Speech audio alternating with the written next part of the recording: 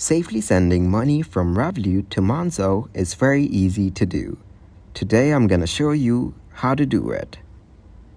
To safely send money from Revolut to Monzo, first of all, verify the recipient details.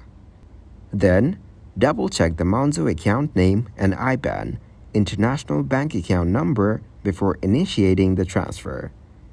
Even a slight mistake in the details can cause the money to be sent to the wrong account. Also, you can use the Revolut application.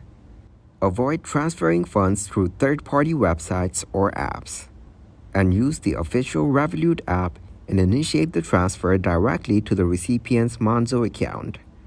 Then, set up two-factor authentication. 2FA adds an extra layer of security to your Revolut account. When enabled, you will need to enter a unique code sent to your phone in addition to your password to confirm any transactions. Also, you can use strong passwords.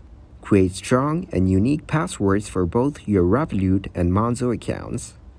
Now, avoid using easily guessable information like birthdays or names. After that, monitor your account activity and regularly check your Revolut and Monzo accounts for any suspicious activity.